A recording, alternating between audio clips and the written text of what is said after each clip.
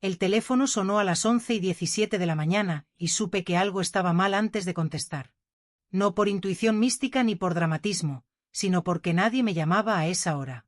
Cuando escuché la voz del hombre del otro lado, educada pero tensa, sentí como el estómago se me cerraba.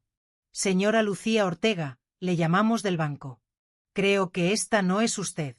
Su esposo está aquí ahora con una mujer que es idéntica a usted. Me reí por reflejo, una risa breve, nerviosa. Eso es imposible, respondí.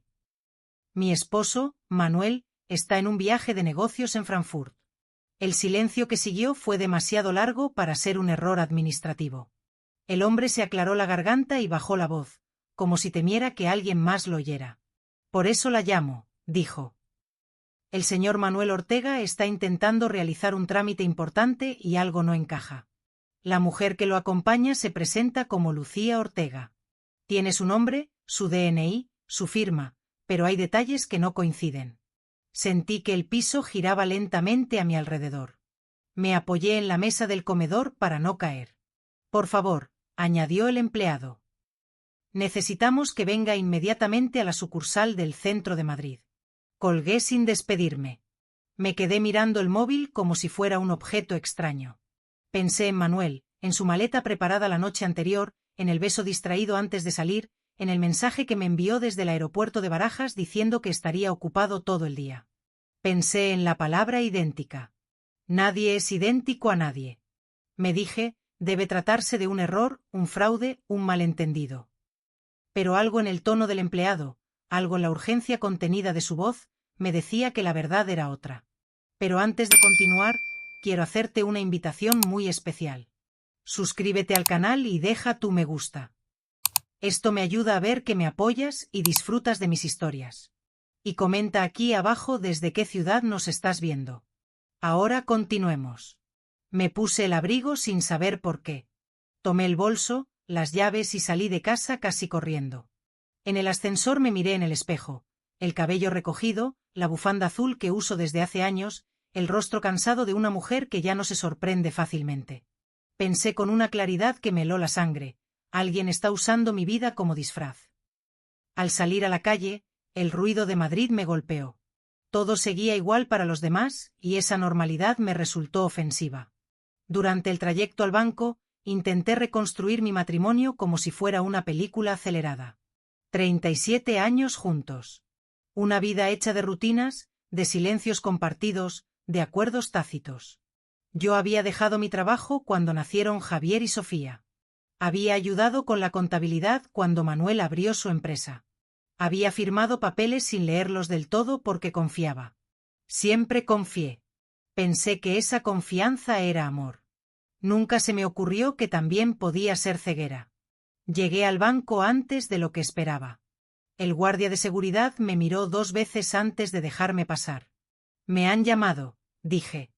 Mi voz sonó firme, aunque por dentro todo temblaba. Me condujeron a una oficina pequeña. El empleado de la llamada estaba allí, pálido, acompañado por una mujer más joven que no dejaba de mirar la puerta. Gracias por venir, señora Ortega, dijo él. Necesitamos que vea algo. Abrió la persiana apenas un poco. A través del vidrio los vi, Manuel de pie, hablando con un gerente, y a su lado, una mujer. Mi cuerpo reaccionó antes que mi mente. Se me aflojaron las piernas. Tuve que sentarme. La mujer llevaba mi mismo corte de cabello, mi mismo color. Usaba un abrigo muy parecido al mío. Incluso sostenía el bolso del mismo modo, apoyado contra el costado izquierdo. No era una casualidad grotesca, era una imitación cuidada. Dice llamarse Lucía Ortega, murmuró el empleado. Conoce datos que solo usted debería conocer. Yo no podía dejar de mirarla, no porque fuera más joven o más hermosa, sino porque estaba ocupando un lugar que no le pertenecía. Mi lugar. La vi reír, tocar el brazo de Manuel con una familiaridad que me resultó obscena. Él no parecía nervioso, parecía cómodo. Quise levantarme y salir corriendo. Quise enfrentarla. Quise gritar. Pero algo dentro de mí se endureció. Una voz que no reconocí me dijo, observa, aprende, no te apresures. Me quedé sentada respirando despacio mientras el empleado seguía hablando de procedimientos y verificaciones. Yo solo pensaba una cosa: esto no empezó hoy. De pronto entendí que aquel viaje de negocios no era nuevo, que las ausencias, los cambios de humor, la distancia creciente tenían otra explicación. Que esa mujer no había aparecido de la nada. Alguien no se vuelve idéntico por accidente, se entrena, se estudia, se prepara. Y Manuel había sido parte de eso. ¿Qué quiere hacer, señora Ortega?, me preguntó la mujer del banco con cuidado. La miré. Pensé en Javier y Sofía, en mi casa, en mi apellido escrito en cientos de documentos. Pensé en todo lo que estaba en juego y respondí algo que me sorprendió a mí misma. Nada, dije todavía en shock. Todavía no. Salí del banco sin que ellos me vieran. Caminé 2 manzanas sin sentir los pies. Me senté en una cafetería y pedí agua. Necesitaba pensar. Si entraba allí como una esposa traicionada, Manuel se defendería, negaría, mentiría. Pero si me quedaba en silencio un poco más, si dejaba que siguiera creyendo que su mentira funcionaba, cometería errores. Miré mi reflejo en el escaparate. La mujer que me devolvía la mirada no era la misma que había salido de casa 1 hora antes. Había algo nuevo en sus ojos. No era dolor, era lucidez. Por primera vez no me pregunté por qué lo hacía. Me pregunté cómo lo había hecho tanto tiempo sin que yo lo notara. Pagué el café con una mano que no temblaba. Saqué el móvil y revisé los mensajes. Tenía uno de Manuel enviado hacía 20 minutos. Reuniones todo el día. Te llamo a la noche. Sonreí sin humor. No lo llamé. No lo confronté. Guardé el móvil y respiré hondo. Sabía que lo peor no era descubrir una traición, lo peor era descubrir que alguien había intentado borrarme sin matarme.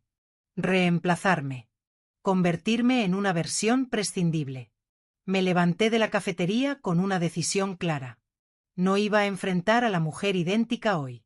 No iba a gritar en el banco.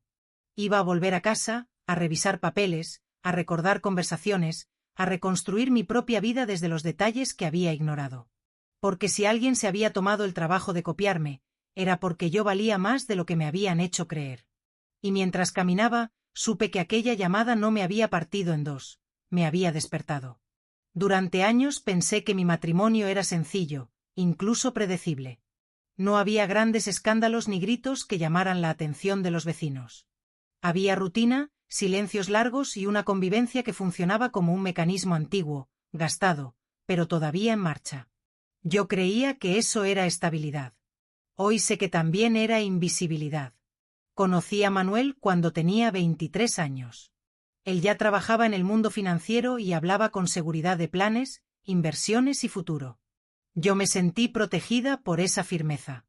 Nos casamos rápido, como se hacía entonces, y pronto llegaron los niños, Javier y luego Sofía.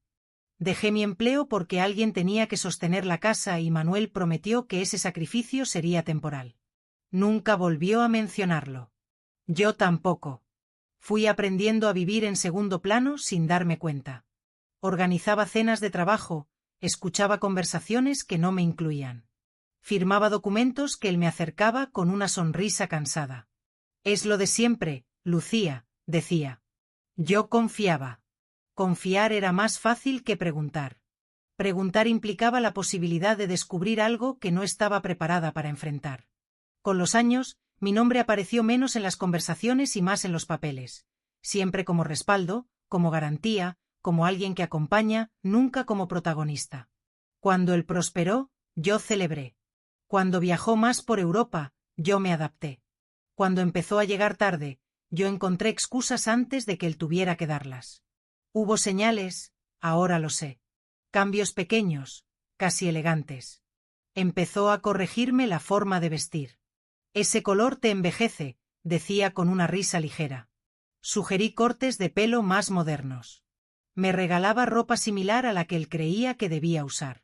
Yo aceptaba pensando que era cuidado. No vi que también era un molde. Nuestra vida social se redujo. Dejamos de ver a parejas amigas porque no aportaban nada. Él prefería reuniones nuevas, gente más joven, ambientes donde yo era presentada como mi esposa, sin nombre propio. Empecé a sentirme como un accesorio que combina con todo y no destaca en nada. Cuando cumplí 60 años, organizó una cena pequeña.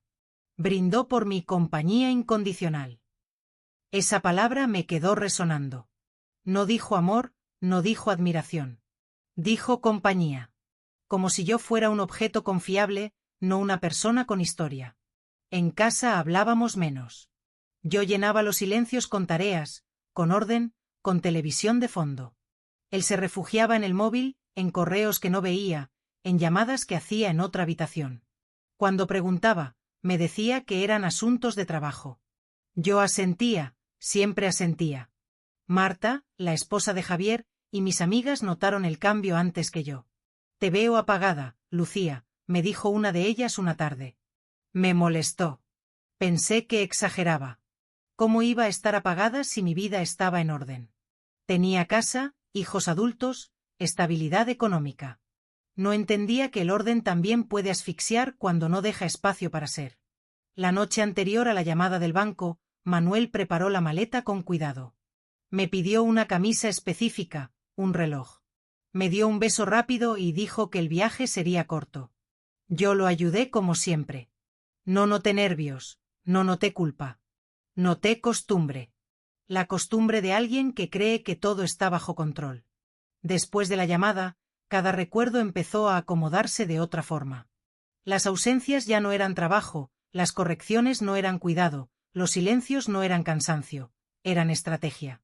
Alguien no reemplaza a otro de un día para el otro. Se ensaya, se prueba, se compara. Me di cuenta de que él había estado observándome durante años. No para comprenderme, sino para replicarme. Mis gestos, mis respuestas, mis datos personales, todo lo que yo compartí en confianza se convirtió en material de estudio. Esa fue la traición más profunda, no el engaño sexual, sino el uso frío de mi identidad. Al volver a casa después del banco, abrí cajones que no tocaba desde hacía tiempo. Revisé carpetas, contratos, estados de cuenta. Empecé a leer con atención lo que antes firmaba sin pensar. Mi nombre aparecía en lugares clave, pero siempre asociado al suyo. Yo no era invisible en los papeles, lo había sido en la relación. Recordé conversaciones donde él me pedía que repitiera historias familiares para no olvidarlas. Detalles sobre mis gustos, mis rutinas, mis respuestas automáticas. Pensé que era nostalgia. Ahora entendía que era entrenamiento. Esa tarde lloré por primera vez. No por Manuel, sino por mí.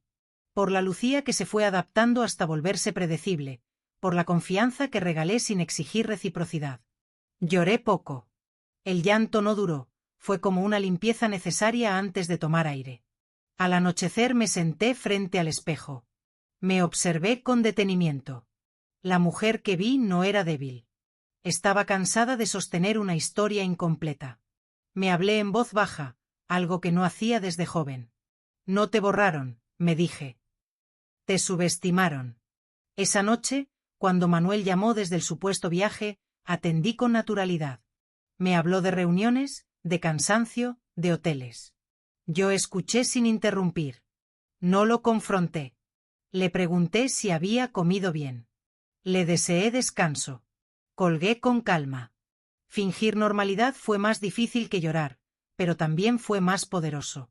Porque mientras él seguía creyendo que yo no veía, yo estaba empezando a ver demasiado claro. Y entendí algo esencial, no había sido reemplazada porque fuera prescindible, sino porque era conveniente. Y eso, lejos de disminuirme, me devolvió una certeza que había perdido. Mi matrimonio no era el que todos creían ver. Era uno construido sobre mi silencio y su seguridad. Y ahora que el silencio se había roto, nada volvería a encajar igual. Yo ya no estaba dispuesta a ocupar un lugar secundario en mi propia vida. Aquella llamada del banco no solo reveló una traición, reveló un patrón. Y yo estaba lista para seguir ese hilo hasta el final, aunque doliera. Porque por primera vez en muchos años no me preguntaba si podía hacerlo. Me preguntaba cuándo. Volví al banco 2 días después, a la misma hora, con el mismo abrigo y la bufanda azul. No llamé antes.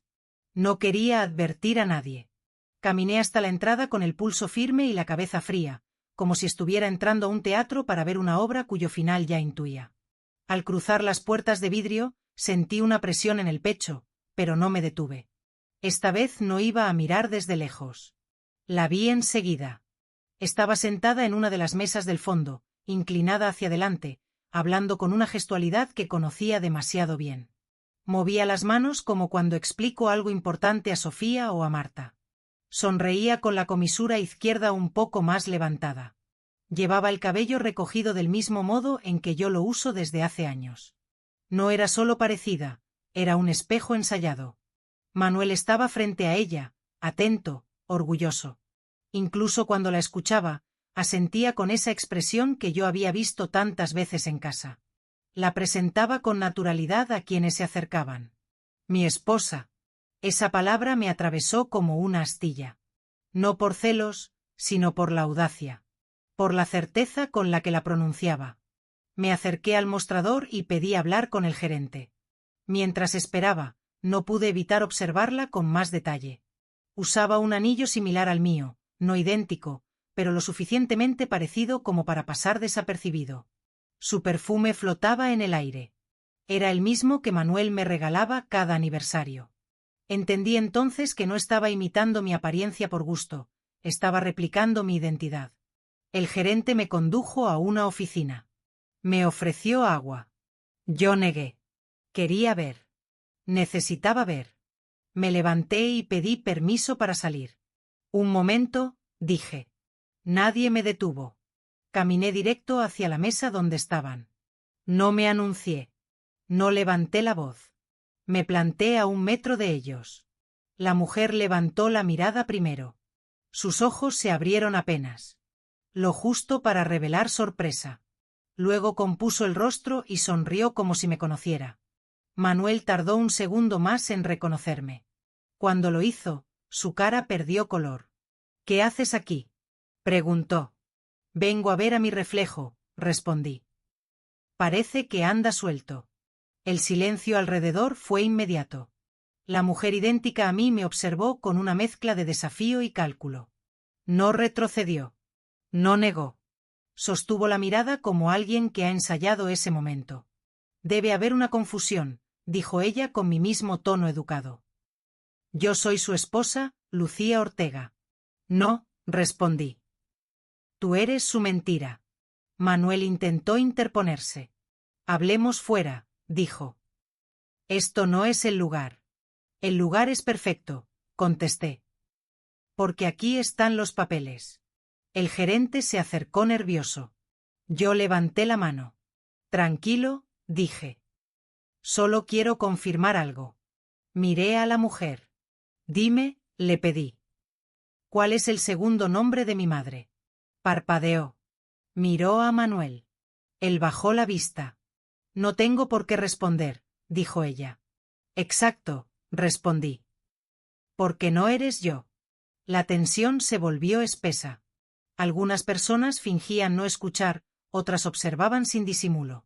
Yo sentí una calma extraña, casi clínica. No había ira, había precisión. ¿Cuánto tiempo llevas entrenando para ser yo?, pregunté. Ella apretó los labios. No sabes nada, dijo. Sé lo suficiente, repliqué. Sé que alguien no copia hábitos, gestos y recuerdos por casualidad. Manuel dio un paso adelante. Basta, ordenó. Estás exagerando. Exagerar es decir que estoy loca, respondí.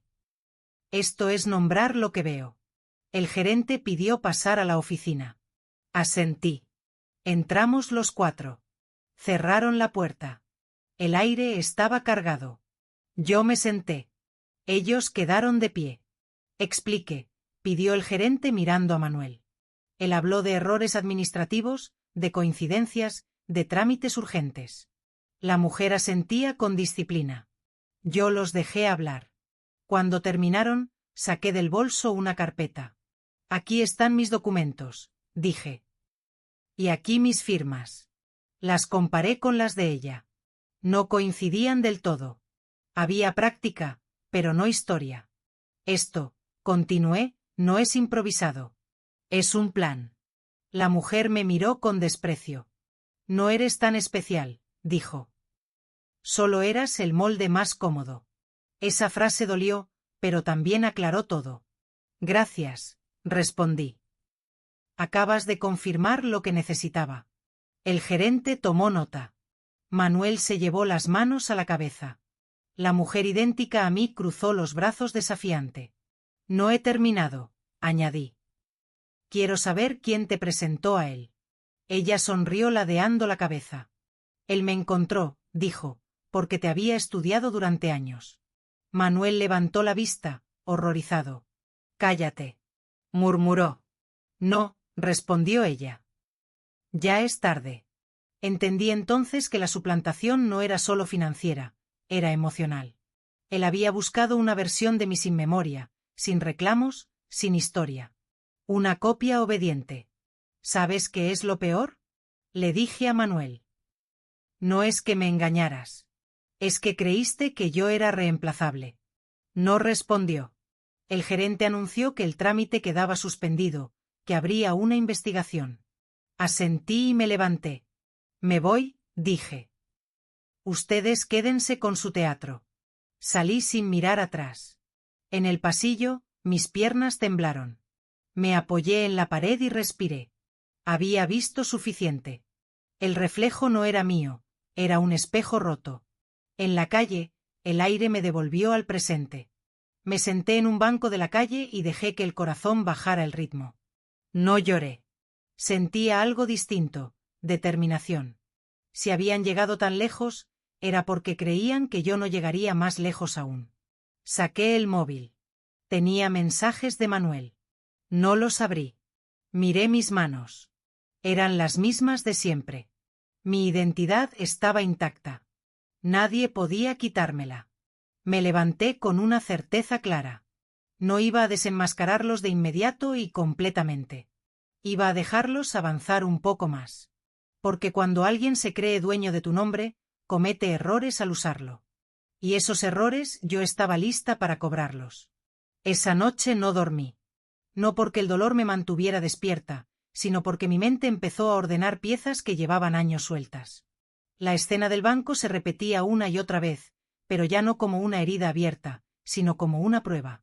Cada gesto, cada palabra, cada silencio de Manuel adquiría ahora un sentido distinto, casi matemático. No era caos, era un plan. Volví a casa pasada la medianoche. Dejé el abrigo sobre la silla y me senté en la mesa del comedor con la carpeta abierta frente a mí.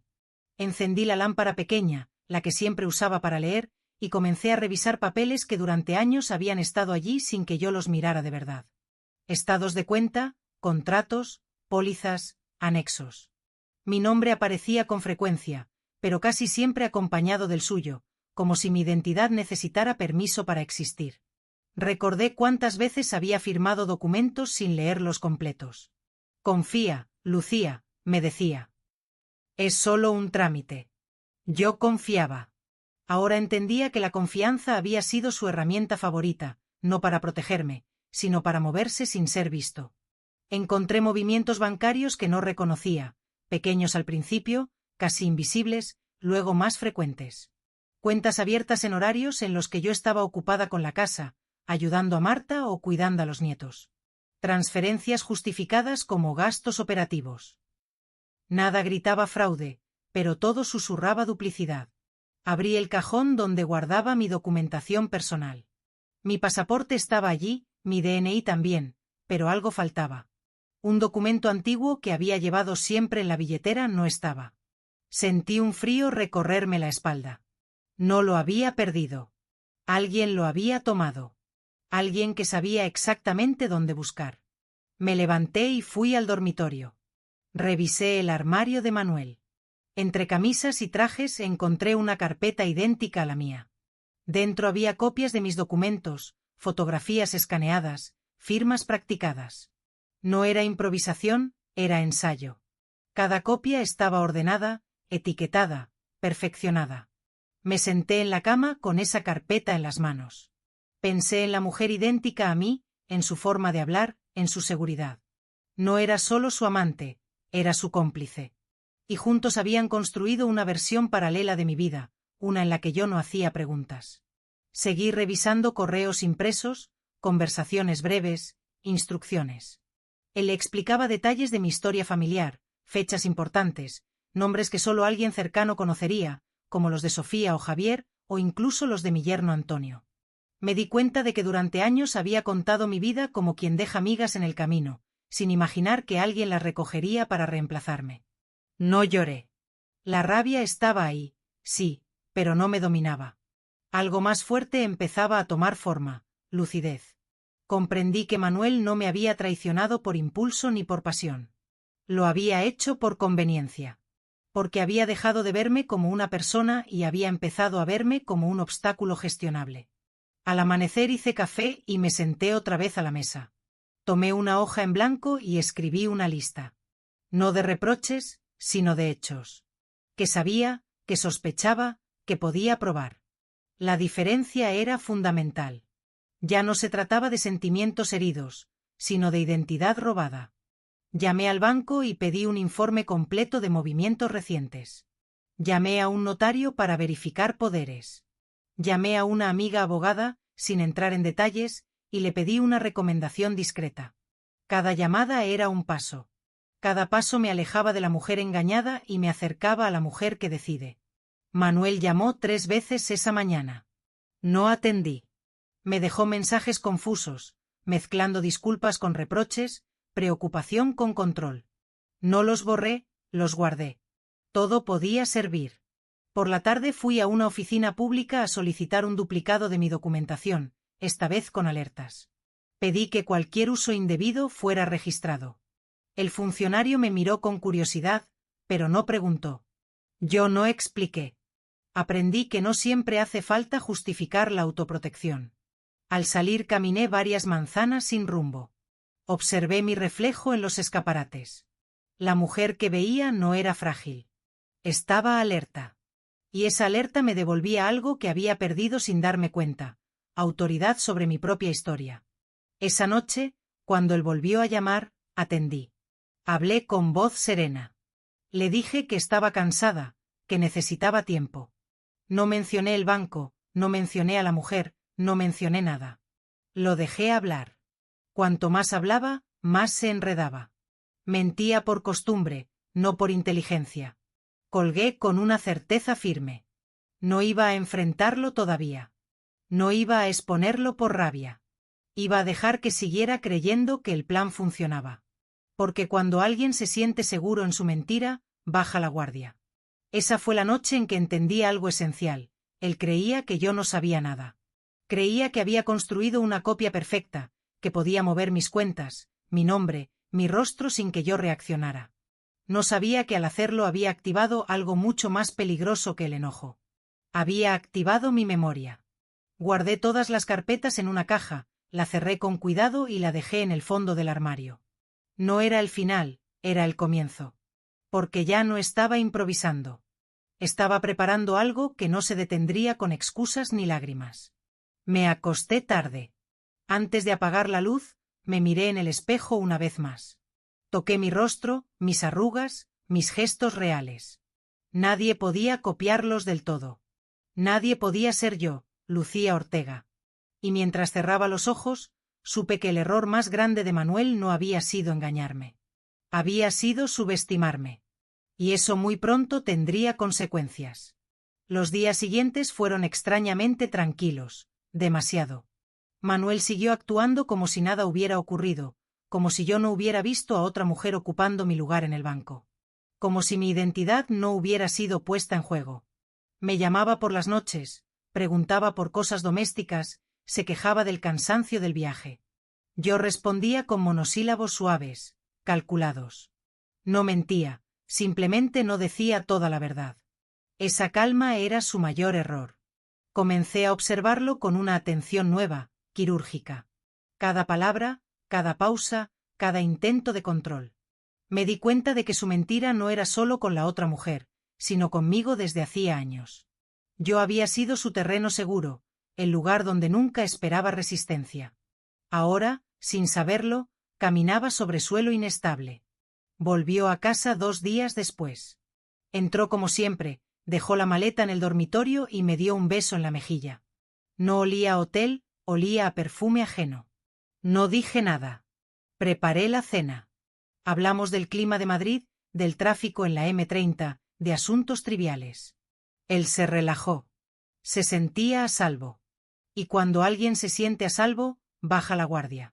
Esa noche, mientras dormía, revisé su móvil. No con ansiedad, sino con método. Encontré mensajes cifrados, llamadas borradas, recordatorios con nombres falsos. Todo estaba diseñado para no levantar sospechas de alguien que no miraba. Yo miraba ahora. Y entendí que la mujer idéntica no era el plan final, era la herramienta. Al día siguiente lo acompañé al banco como si nada. Me quedé en el coche mientras él entraba. Lo vi caminar erguido, seguro, creyendo que tenía el control. No sabía que ya estaba atrapado en su propia mentira. Volví a casa y llamé a la abogada que me habían recomendado.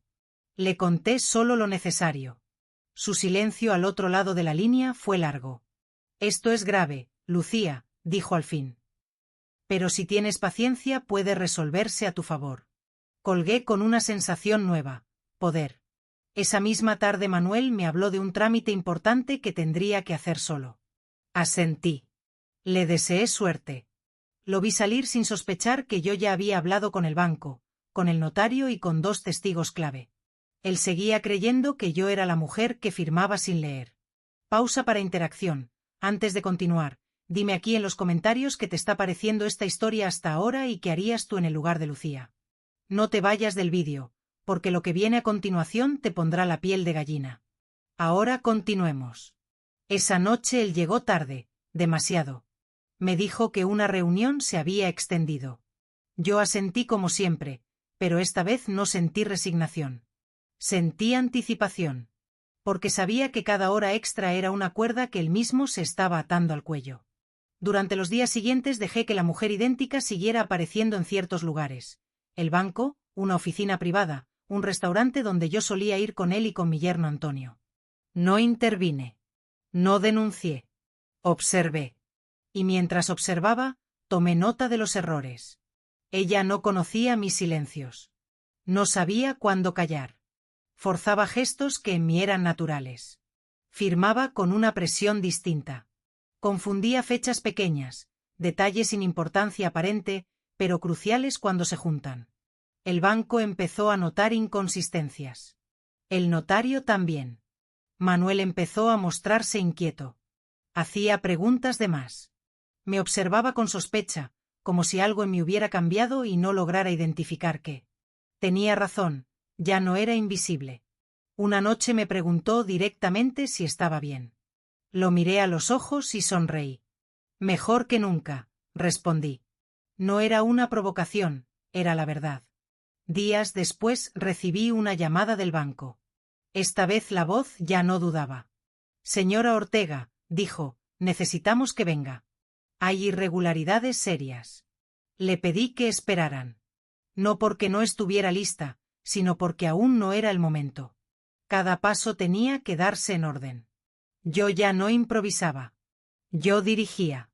Manuel, mientras tanto, se volvía más torpe. Discutía con la mujer idéntica por teléfono. Alzaba la voz, cerraba puertas. La perfección de su plan empezaba a resquebrajarse y lo peor para él era no saber por qué. Una tarde, al regresar del supermercado, lo encontré sentado en la sala con papeles desordenados sobre la mesa. Tenemos que hablar, dijo. Claro, respondí. ¿De qué? Me miró como si buscara en mi rostro a la mujer sumisa de antes. No la encontró. Las cosas están complicadas, admitió. Necesito que firmes unos documentos. Ahí supe que el momento se acercaba. Los leeré, dije. Su expresión cambió apenas, pero lo suficiente. Siempre los firmaste sin problema, respondió. Siempre, repetí. Pero ya no. Se levantó nervioso. Caminó de un lado a otro, murmuró algo sobre desconfianza. Yo lo dejé hablar. Cada palabra suya era una confesión involuntaria. Esa noche, mientras dormía, guardé los documentos sin firmar. Al día siguiente, llamé al banco y pedí una cita conjunta. Le dije a Manuel que era una formalidad. Sonrió aliviado. Pensó que había ganado tiempo. No sabía que estaba entrando en el escenario final. Yo, en cambio, dormí profundamente. Porque cuando decides dejar que alguien siga mintiendo, no es por debilidad, es porque sabes que la verdad bien colocada duele más que cualquier grito. Y estaba a punto de colocarla. El error fue pequeño, tan pequeño que si no hubiera estado atenta, habría pasado como pasan tantas cosas en una vida entera, sin dejar rastro. No fue una firma grande ni un monto escandaloso en euros. Fue una respuesta. Una palabra mal colocada en el momento equivocado. Y ese desliz abrió una grieta por la que se derrumbó todo. La llamada llegó un martes por la mañana. El mismo empleado del banco, ahora con un tono más firme, menos dubitativo, me pidió que acudiera esa misma tarde. No dijo mucho más, pero no hacía falta. Yo ya sabía que algo había cambiado, algo había dejado de encajar del todo. Llegué puntual. Me hicieron pasar a una sala de reuniones amplia con una mesa larga y ventanas altas. Había 3 personas esperándome: el gerente, el empleado que me había llamado la primera vez y una mujer del área legal. Ninguno sonreía. Gracias por venir, señora Lucía, dijo el gerente. Necesitamos su confirmación sobre un punto específico. Asentí. Me senté con la espalda recta y las manos quietas sobre la mesa. Ya no me temblaban. Ayer, continuó, su esposo vino acompañado por la señora que se presenta como usted para autorizar una modificación menor en una cuenta conjunta. Durante la verificación se le hizo una pregunta de rutina. La mujer del área legal tomó la palabra. Se le preguntó por una fecha personal que figura en el sistema, dijo. Un dato de seguridad. Respiré hondo y pregunté, ¿qué respondió? Respondió mal. El silencio se hizo pesado. No fue un error grave, añadió el empleado, pero fue inconsistente con registros anteriores. Y cuando se le pidió que confirmara, dudó. Cerré los ojos un segundo. No por alivio, sino por claridad. La copia había fallado porque no podía cargar con décadas de memoria. ¿Qué le preguntaron? El nombre de su primer sobrino, dijo el empleado. Dijo uno que no figura en ningún documento previo. Sonreí apenas. Mi primer sobrino se llama Andrés, dije. Y nació 2 años antes de que Manuel y yo nos casáramos. La mujer del área legal tomó nota. La señora dijo que se llamaba Lucas, añadió, y que nació después. Eso, respondí, no es un olvido. Es una invención. Asintieron. El gerente se inclinó hacia adelante. A partir de ese momento, dijo, suspendimos el trámite y activamos el protocolo de verificación avanzada. Encontramos otras inconsistencias. Firmas con presión distinta, variaciones mínimas en la caligrafía, diferencias en respuestas espontáneas. ¿Manuel estaba presente? Pregunté. Sí, respondió. Intentó intervenir. Dijo que usted estaba confundida últimamente. Esa frase me atravesó. Pero no me desarmó. Gracias, dije. ¿Qué necesitan de mí ahora? La mujer del área legal deslizó un documento hacia mí. Su presencia para una confrontación formal, explicó, con registros, testigos y actas. Queremos hacerlo correctamente. Miré el papel, lo leí con atención. No firmé de inmediato. ¿Cuándo? Pregunté. Mañana por la mañana. Asentí. Estaré aquí. Salí del banco con una serenidad que no había sentido en meses. El error ya no era mío, nunca lo había sido. Alguien había intentado usar mi nombre sin comprender su peso. Esa noche, Manuel llegó temprano, demasiado temprano. Me observó desde la puerta como si buscara señales. ¿Fuiste al banco? Preguntó. Sí, respondí.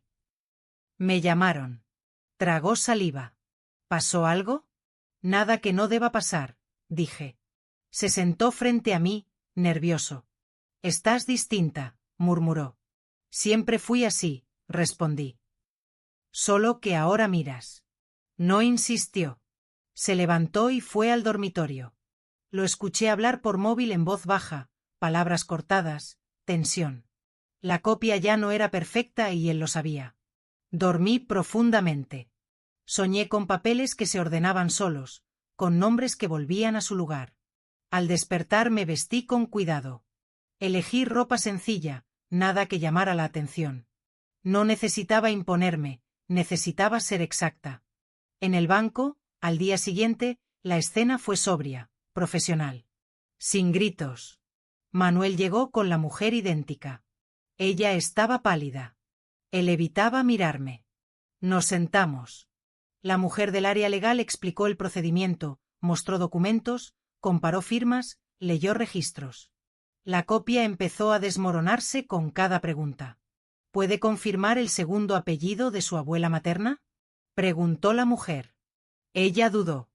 No recuerdo, dijo. ¿Recuerda dónde se conocieron sus padres? Insistieron. Miró a Manuel. Él cerró los ojos. Basta, dijo. Esto es una persecución. No, respondió el gerente. Es una verificación. Yo no hablé. No era necesario. Finalmente, la mujer idéntica se levantó. No voy a seguir, dijo. Esto no fue idea mía. Manuel se puso de pie. Cállate. Gritó. La sala quedó en silencio. Queda registrado, dijo la mujer del área legal. Gracias. La confrontación terminó allí. El banco suspendió todas las operaciones conjuntas. Se inició una investigación formal por suplantación de identidad. Manuel salió primero sin mirarme. La mujer lo siguió llorando. Yo me quedé un momento más. Firmé lo necesario. Agradecí. Me levanté. Una cosa más, dije antes de irme. Gracias por creerme cuando dudaron. El gerente asintió. Gracias por su paciencia, señora Ortega, respondió. No es común. Salí a la calle y respiré hondo. El aire me pareció distinto, más liviano. El error que los delató no fue la respuesta equivocada. Fue creer que una vida se puede copiar sin consecuencias.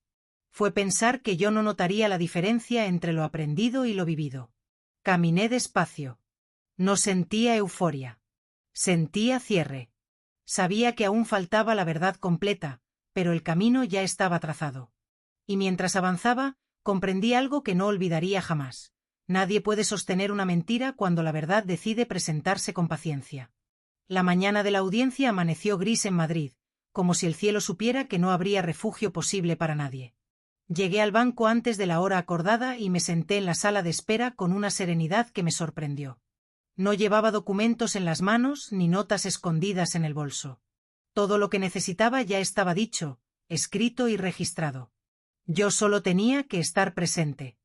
Manuel llegó minutos después acompañado de un abogado que no conocía. Caminaba rígido, con la mandíbula apretada, evitando mirarme. La mujer idéntica no estaba. Me pregunté si había decidido desaparecer o si simplemente ya no le servía el plan. Comprendí que cuando la mentira se vuelve incómoda, los cómplices suelen soltarse la mano. Nos hicieron pasar a una sala más grande que las anteriores. Había representantes del banco, del área legal y un notario externo. Todo era formal, medido, casi frío. Nadie levantó la voz. Nadie necesitó hacerlo. La verdad no siempre grita, a veces se limita a presentarse con pruebas. El gerente abrió la sesión explicando el motivo de la reunión. Habló de inconsistencias, de protocolos activados, de identidad en disputa. Manuel interrumpió varias veces, alegando confusión, estrés, problemas familiares. Cuando le pidieron que esperara su turno, me miró por primera vez directamente. Esto es culpa tuya, dijo. Siempre fuiste desconfiada. No respondí. La mujer del área legal tomó la palabra. Señor Ortega, dijo, por favor limite sus intervenciones. Tendrá oportunidad de hablar. Él resopló molesto. Comenzaron a exponer los hechos. Documentos proyectados, firmas comparadas, grabaciones de llamadas. Cada elemento añadía peso a una historia que ya no podía sostenerse. Yo escuchaba sin moverme, no porque no sintiera nada, sino porque ya había atravesado el dolor en silencio días antes. La señora Lucía Ortega aquí presente, continuó la abogada, es la única titular legítima junto a usted. Cualquier intento de suplantación constituye un delito. Manuel se levantó de golpe. Ella sabía, exclamó. Ella permitió todo esto. El murmullo fue inmediato. ¿A qué se refiere? Preguntó el notario. Ella me dio los documentos, dijo. Firmó sin leer durante años. No puede hacerse la víctima ahora. Lo miré entonces. No con rabia, sino con una claridad absoluta.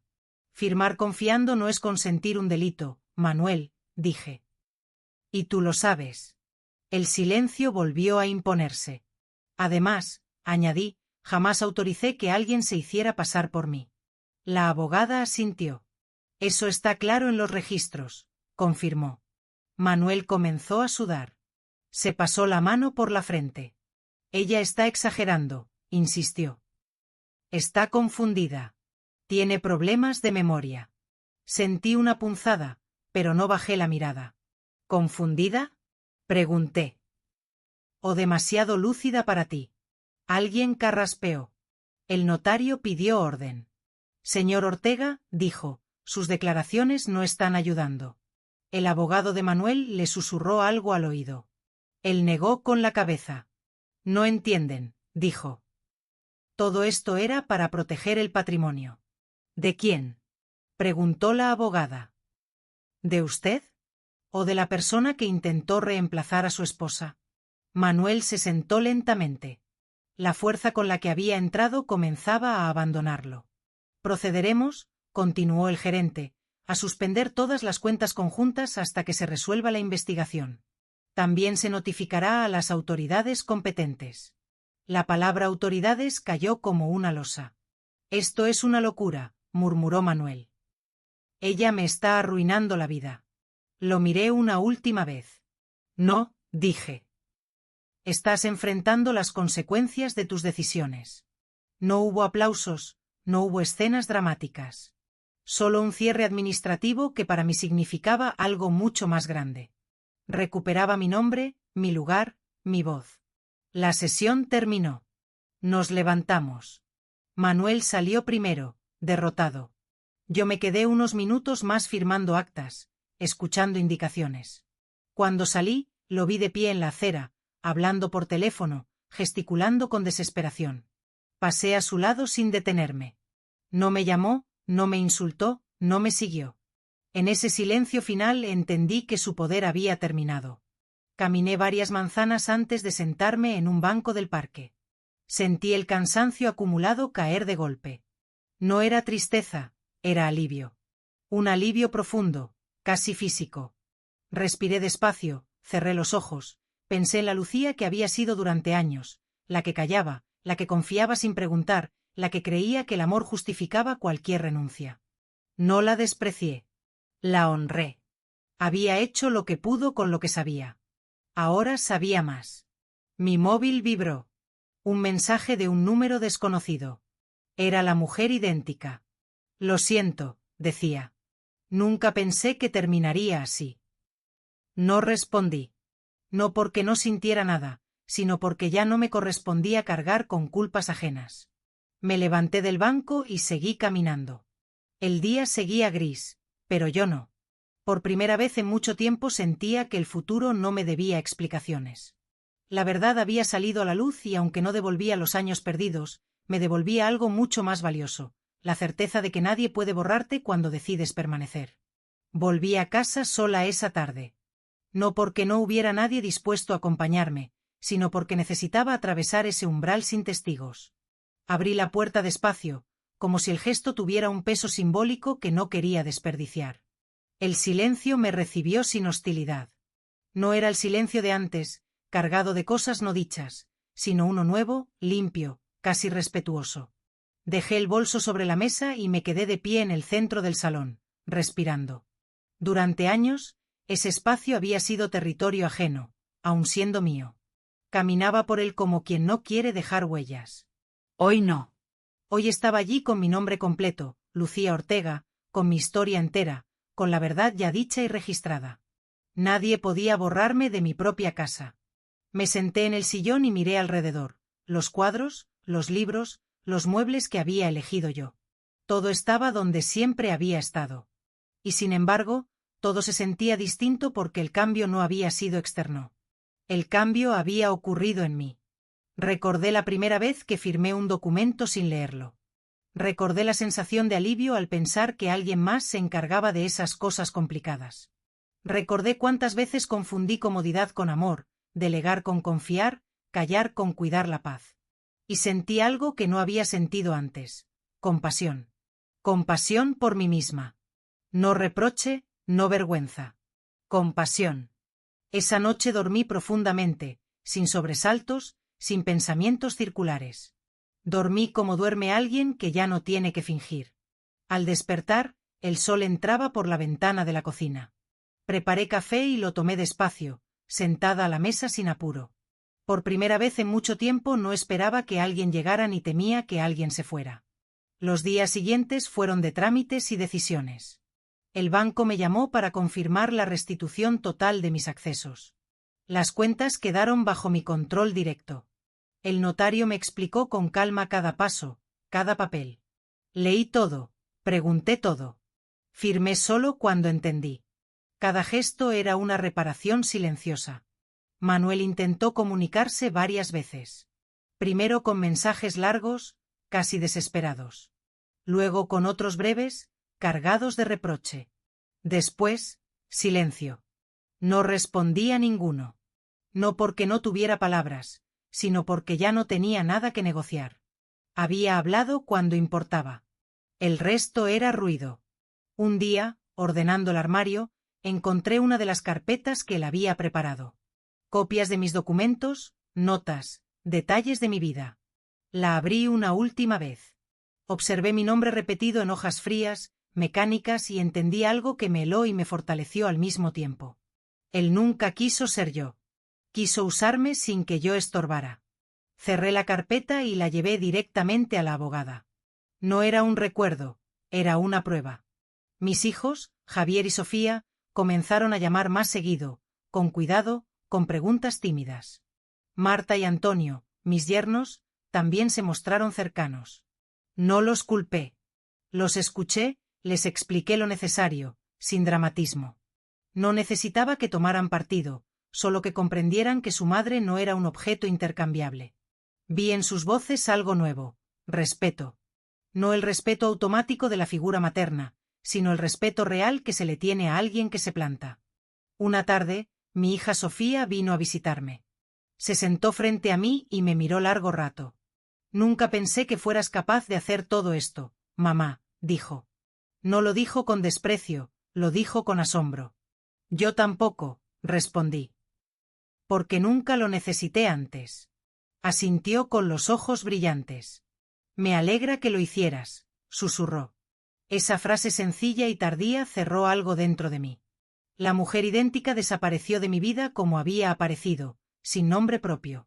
Supe por terceros que había intentado justificarse, que decía haber sido manipulada. Tal vez era cierto, tal vez no. No me correspondía juzgarla. Ella eligió ser una copia. Yo elegí volver a ser original. Pasaron las semanas, el proceso legal avanzó. Manuel perdió acceso a varios beneficios. Su imagen, tan cuidadosamente construida, se resquebrajó. No por venganza mía, sino por la lógica consecuencia de sus actos. Aprendí que la justicia más contundente no necesita gritos ni humillaciones públicas, solo necesita tiempo y verdad. Una noche, sentada en el mismo sillón donde tantas veces me sentí pequeña, apagué la televisión y me quedé a oscuras. No porque alguien me lo ordenara, sino porque quería escuchar el silencio. Y en ese silencio me escuché a mí misma. Me di cuenta de que durante años había vivido como una versión reducida de mí.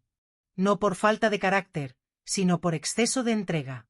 Había dado tanto espacio que terminé desapareciendo. Y nadie puede defender lo que no ocupa lugar.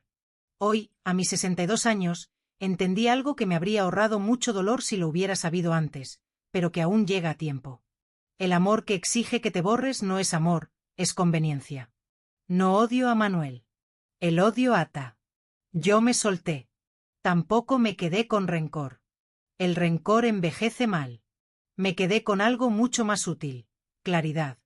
Clara para decir no. Clara para leer antes de firmar. Clara para escuchar mi incomodidad antes de justificarla. Clara para saber que nadie tiene derecho a usar mi nombre sin mi voz. Un domingo por la mañana fui a caminar al Parque del Retiro. Me senté en un banco y observé a la gente pasar. Mujeres jóvenes, mayores, parejas, personas solas. Pensé en cuántas historias invisibles caminan a nuestro lado sin que nadie las mire. Pensé en cuántas mujeres de mi edad creen que ya es tarde para cambiar algo y sentí un impulso profundo de decirlo en voz alta. No es tarde. No es tarde para aprender. No es tarde para decir basta. No es tarde para recuperar lo que es tuyo. Incluso si ese tuyo eres tú misma. Cuando regresé a casa, abrí las ventanas y dejé entrar el aire de Madrid. Me miré en el espejo del pasillo. La mujer que me devolvía la mirada tenía arrugas nuevas. Sí. Pero también tenía algo que antes no estaba, una firmeza tranquila. No necesitaba probar nada, no necesitaba ser validada. Existía con plenitud. Esa noche escribí mi nombre completo en una hoja en blanco, Lucía Ortega. Lo miré, lo repetí en voz alta. No como un acto legal, sino como un acto íntimo. Nadie volvería a usarlo sin mi consentimiento. Si algo aprendí de todo esto es que la traición más dolorosa no siempre viene del otro. A veces viene de una misma cuando se acostumbra a no hacerse preguntas. Yo me hice las mías y las respuestas, aunque duras, me devolvieron la vida.